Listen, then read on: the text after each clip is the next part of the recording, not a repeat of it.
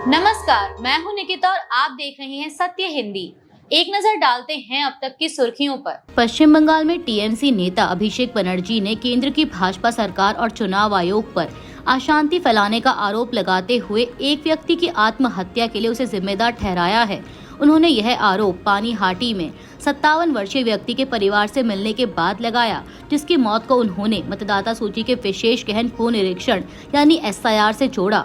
अभिषेक बनर्जी ने कहा कि भाजपा और आयोग द्वारा पैदा की गई दहशत और भ्रम के कारण व्यक्ति ने यह कदम उठाया।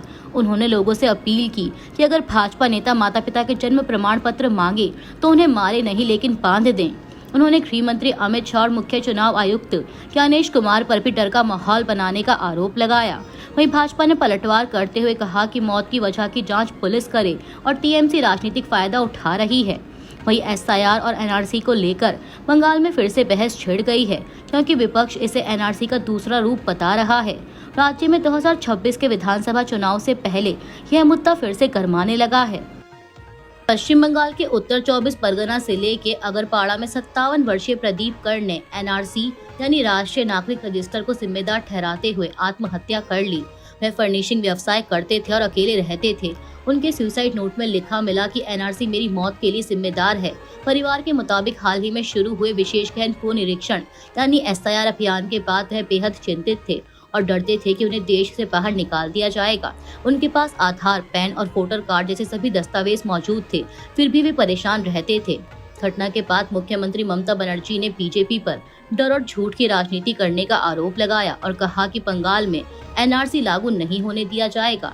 टीएमसी ने गृह मंत्री अमित शाह और चुनाव आयुक्त के खिलाफ एफआईआर की भी मांग की।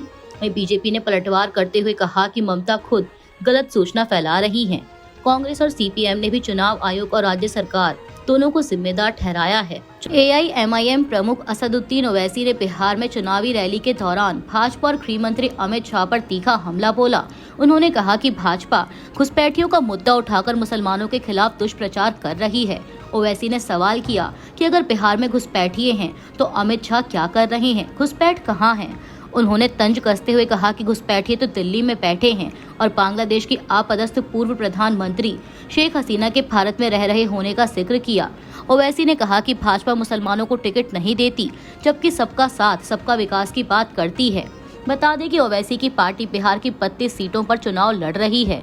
उन्होंने इंडिया ब्लॉक पर भी हमला बोला और पूछा कि 17% मुस्लिम आबादी वाले राज्य में कोई मुसलमान मुख्यमंत्री क्यों नहीं बन सकता। ओवैसी ने कांग्रेस, आरजेडी और समाजवादी पार्टी पर मुसलमानों के वोट का राजनीतिक इस्तेमाल करने का आरोप लगाया और कहा कि वे भय की राजनीति से मुसलमानों को भ्रमित करती हैं। बांग्लादेश की आपदस्थ पूर्व प्रधानमंत्री शेख हसीना ने भारत में रहकर पहली बार खुलकर बयान दिया है। उन्होंने कहा कि उनकी पार्टी अवामी लीग को 2026 के चुनाव लड़ने से रोका गया तो लाखों समर्थक चुनावों का बहिष्कार करेंगे। 78 वर्षीय हसीना ने कहा कि अवामी लीग पर प्रतिबंध अन्यायपूर्ण और आत्मघाती है। हसीना 2024 में हुए हिंसक छात्र प्रदर्शनों के बाद ढाका से भागकर भारत आई थीं और अब नई दिल्ली में रह रही हैं। उनके निष्कासन के बाद नोबेल विजेता मोहम्मद यूनुस के नेतृत्व में अंतरिम सरकार बनी, जो फरवरी 2027 में चुनाव कराने की तैयारी में है। हसीना पर विरोध प्रदर्शनों में 1400 लोगों की मौत और मानवता के खिलाफ अपराधों के आरोप हैं, जिन पर 13 नवंबर को फैसला आने की संभावना है। उन्होंने इन आरोपों को राजनीतिक साजिश बताते हुए कहा कि यह कंगारू अदालत का फैसला है। हसीना ने कहा कि वह तभी बांग्लादेश लौटेंगी जब वहां वैध सरकार और कानून व्यवस्था कायम होगी। असम सरकार ने श्री भूमि जिले में कांग्रेस सेवा दल की बैठक के दौरान बांग्लादेश का राष्ट्रगान गाए जाने के आरोपों की जांच के आदेश दिए हैं। जिला प्रशासन के अधिकारियों ने बताया कि उन्हें मत्स्य पालन मंत्री कृष्णेंदु पॉल से मौखिक निर्देश मिले हैं और जांच जारी है। यह मामला तब सामने आया जब सोशल मीडिया पर एक वीडियो वायरल हुआ, जिसमें कांग्रेस सेवा दल की बैठक में आमार सोनार बांग्ला गीत की 2 पंक्तियां गाई गईं, जिसे रविंद्रनाथ टैगोर ने लिखा था। टैगोर ने ही भारत का राष्ट्रगान जनगण मन भी रचा था। मंत्री पॉल ने कहा कि कांग्रेस ने पड़ोसी देश के प्रति प्रेम दिखाने के लिए यह गीत गाया और घटना की पुष्टि के बाद कानूनी कार्रवाई के निर्देश दिए गए हैं। वहीं कांग्रेस नेताओं ने आरोपों को राजनीतिक साजिश बताया। जिला कांग्रेस अध्यक्ष तपस पुरकायस्थ ने कहा कि रविंद्रनाथ टैगोर के गीत को लेकर राजनीति करना उनका अपमान है। इसके अलावा असम कांग्रेस प्रमुख गौरव गोगोई ने भाजपा पर लोगों का ध्यान भटकाने के लिए विवाद खड़ा करने का आरोप लगाया है। अमेरिका के राष्ट्रपति डोनाल्ड ट्रंप इस समय दक्षिण कोरिया के दौरे पर हैं, जहां वे चीन के राष्ट्रपति शी जिनपिंग से मुलाकात करेंगे। दोनों नेता एशिया पैसिफिक इकोनॉमिक कोऑपरेशन यानी एपिक शिखर सम्मेलन में हिस्सा ले रहे हैं। व्हाइट हाउस के अनुसार दोनों की बैठक बुधवार सुबह 11 बजे स्थानीय समय अनुसार यानी भारतीय समय अनुसार सुबह 7:30 बजे होगी। चीन के विदेश मंत्रालय ने भी पुष्टि की है कि यह बैठक दक्षिण कोरिया के शहर पुसान में होगी। बताया गया है कि बातचीत में द्विपक्षीय संबंधों और साझा हितों पर चर्चा होगी। मुलाकात से पहले ट्रंप ने अपने social media platform truth social पर लिखा कि यह दोनों देशों के लिए शानदार मीटिंग होगी। बिहार के चुनावी रैली में प्रधानमंत्री नरेंद्र मोदी को लेकर दिए गए राहुल गांधी के बयान पर बीजेपी नेताओं ने कड़ी प्रतिक्रिया दी है। गिरिराज सिंह ने कहा कि राहुल गांधी और कांग्रेस ने छठ व्रत पर भद्दी टिप्पणी करके सनातन धर्म का अपमान किया है और बिहार की जनता इसका जवाब देगी। उन्होंने तंज कसते हुए कहा कि राहुल गांधी खुद मोटरसाइकिल पर डांस कर रहे थे, उन्हें पता है किसके साथ। वहीं मनोज तिवारी ने कहा कि राहुल गांधी सेना और जनता दोनों का अपमान करते हैं, जबकि नरेंद्र मोदी जनता के प्रधान सेवक हैं। झारखंड भाजपा अध्यक्ष बाबूलाल मरांडी ने राहुल गांधी को 11 साल से बेरोजगार बताते हुए कहा कि उनके पास कोई मुद्दा नहीं है, इसलिए वे पीएम मोदी पर बयान देते रहते हैं।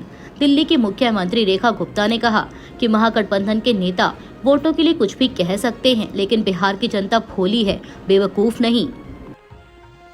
लोकसभा में नेता प्रतिपक्ष राहुल गांधी ने प्रधानमंत्री मोदी पर एक बार फिर अमेरिकी राष्ट्रपति डोनाल्ड ट्रंप को लेकर निशाना साधा है। उन्होंने सोशल मीडिया पर लिखा कि एक के बाद एक देश में ट्रंप मोदी का अपमान कर रहे हैं। ताज़ा मामला दक्षिण कोरिया का है।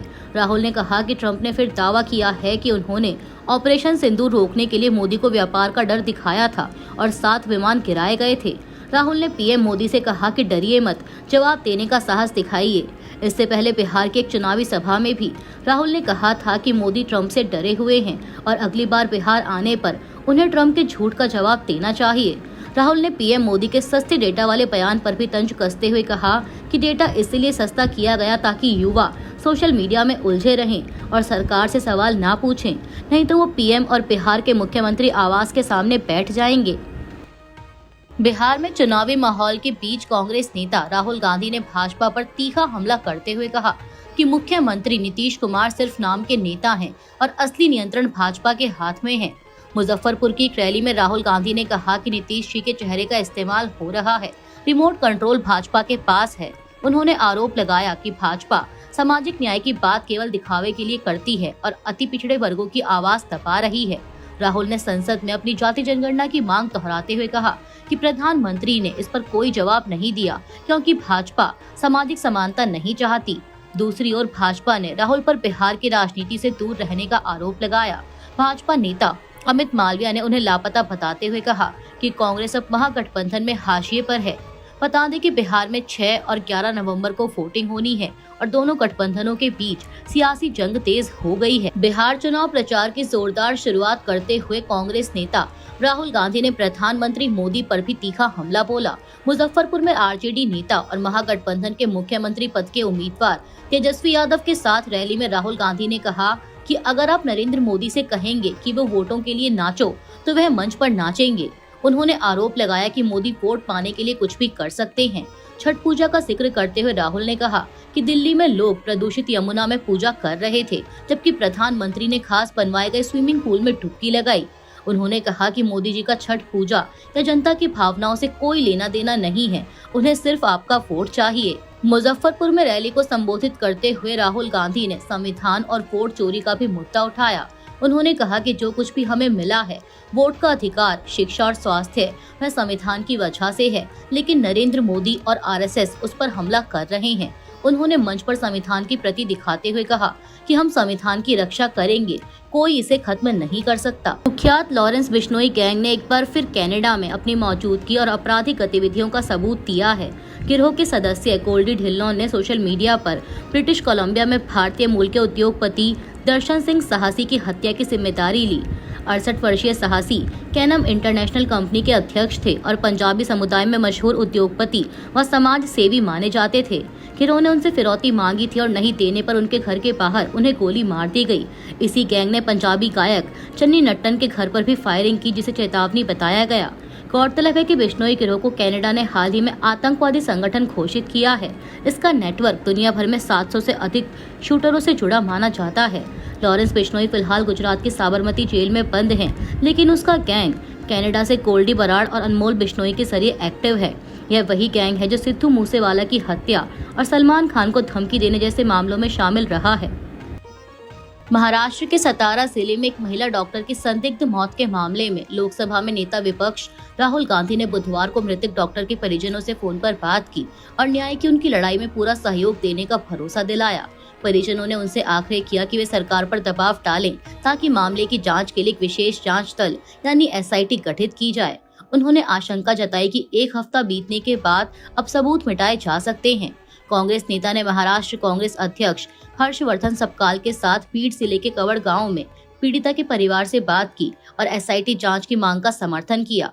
गौरतलब है कि 28 वर्षीय डॉक्टर 23 अक्टूबर को सतारा के फलटण में एक होटल के कमरे में मृत पाई गई थी। पोस्टमार्टम रिपोर्ट में दम घुटने से मौत बताई गई। अपनी हथेली पर लिखे नोट में डॉक्टर ने पुलिस उप निरीक्षक गोपाल बदाने पर बलात्कार और सॉफ्टवेयर इंजीनियर प्रशांत पनकर पर मानसिक उत्पीड़न का आरोप लगाया था। दोनों को 25 अक्टूबर को गिरफ्तार किया गया। परिजनों का आरोप है कि उनकी मौत के बाद फोन से अहम डेटा मिटा दिया गया है। अभी के लिए इतना ही। बाकी की देश दुनिया की बड़ी खबरों के लिए जुड़े रहिए सत्य हिंदी के साथ। Copyright disclaimer under Section 107 of the Copyright Act 1976. Allowance is made for fair use for purposes such as criticism, comment, news reporting, scholarship, and research. Fair use is a use permitted by copyright statute that might otherwise be infringing.